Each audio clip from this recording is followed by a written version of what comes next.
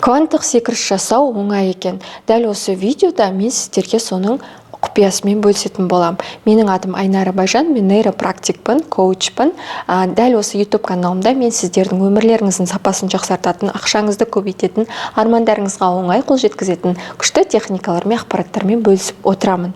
Сондықтан маған подписаться басып қойыңыз. Кванттық секіріс жасау оңай. Сіздің ойыңыздан, көкейіңіздегі сезімдерден, состояниеңіздан шыққан толқындар энергияға айналады. Бұл көзге көрінбейді толқындар, бірақ сізден үнемі бір вибрациялар, толқындар бөлініп тұрады. Ол энергияға айналады. Кванттық деген сөз бұл энергияның бір орыннан екінші орынға алмасуы, ауысуы. Енді ойлаңызшы, сізден қандай ойлар шығып жатыр? Сол өріске, сол кванттық өріске қандай ойларды, қандай сезімдерді жіберіп жатырсыз? Қандай состояниемен сіз күнде өмір сүріп жүрсіз? Соның барлығы ақпарат болып физикалық ғаламға ұшып жатыр. Енді ойлай беріңіз, неге арман мақсат басқаларда орындалып жатыр, ал сіздікі кешігіп жатыр? Міне, біздің жаралысқа қалай әсер етіп өз өмірімізді өзгерте алмауымыздың себебі осы жерде жатыр. Біз мақсатты түрде өз тағдырымызға ықпал етуді үйренеміз. Біз қазіргі уақыт пен кеңістік шегінен тысқары жатқан ақпараттық полеге жалғанғанбыз. Ол біздің көзімізге көрінбейді, бірақ ол әлем бар. Оны кванттық поле деп айтады.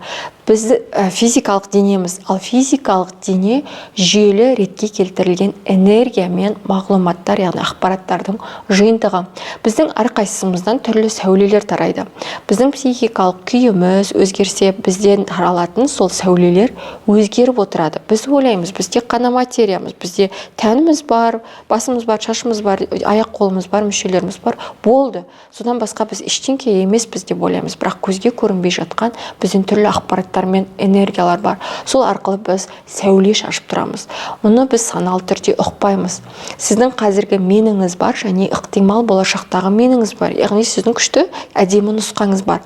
Қазір сіз үйде отырған, немесе жұмыссыз, ақшасы жоқ адамсыз, мысал үшін.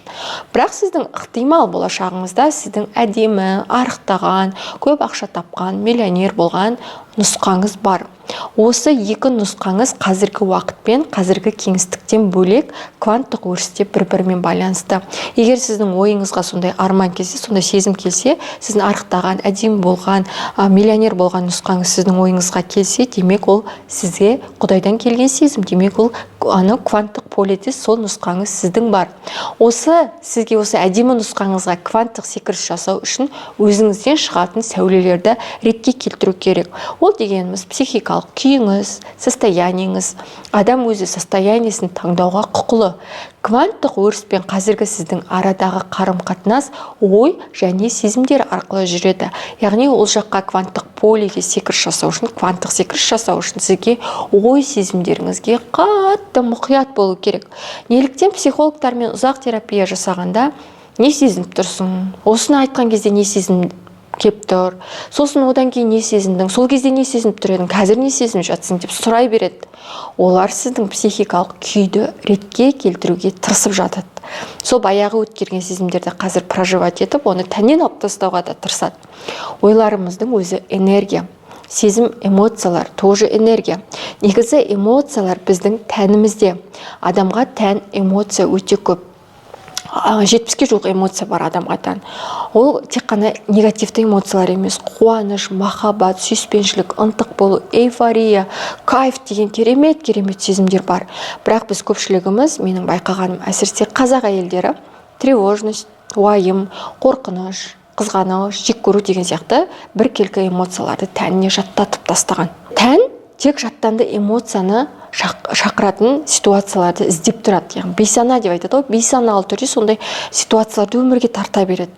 Бәрі тыныш, бәрі жақсы болып тұрса да, тән настолько қорқыныш деген эмоцияға жатып алады екен да, сол қорқыныш деген эмоцияны тудыратын, сол эмоцияларда магнитше тартатын ситуациялар шақырып алады өзі. Жылдар бойы жете алмай жүрген бір межеге квантовый скачок жасау үшін, кванттық скачок жасаудың заңдылықтарын меңгеру арқылы жетуге болады. Яғни квантовый скачок деген А точкасынан Б точкасына бірден секіру. жылдар бойы оны күтіп, жылдар бойы терапия жасап қажет емес, бірден секіруге болады.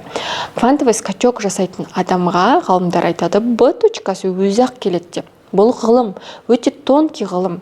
Бір аныққа менің көзім жетеді. Адам ішкі халін өзгертпей, сыртқы жағдайын өзгерте алмайды. Яғни армандаған өміріне қол жеткізе алмайды. Квантовый скачок жасау үшін ең бірінші тәніңізден шығатын эмоцияларды қайта бағдарлау керек. Өйткені сізден шыққан кез келген эмоция энергияға айналады. Ал энергия кванттық полеге ұшады. Екіншіден, миыңыздан шығатын әрбір ойды саралау керек. Өйткені сізден шығатын әр ой энергияға айналады. Энергия да кванттық өріске ұшып отырады. Үшінші, назарыңызды тұрақтандырыңыз. Назар тек өзіңіздің ішкі әлеміңізде болсын. Сіздің назарыңыз қай жерде, сол жерде энергия болады. Ол энергия да кванттық өріске ұшып отырады. Осы сәтке оралып отырыңыз. Осы сәтті 5 сезім мүшесімен сезіп отырыңыз. Одан кейін кванттық жаттығулар жасаңыз, кванттық дұғаларды оқыңыз. Ешбір тіршілік иесінде жоқ воображениемен жұмыс жасаңыз. Осы мен атаған кеңестердің барлығын осы практика жүзінде жасасаңыз, сіз міндетті түрде квантовый скачок жасайсыз. Ал ол жаттығулар менің сабақтарымнан алуға болады. Егер осы видео сізге ұнаса, лайк басыңыз, комментарий жазыңыз. Ал мен төменгі описанияда менің өнімдерімді қалай сатып алуға болатындығы туралы сайттың сілтемесін қалдырамын. Келесі видеода кездескенше.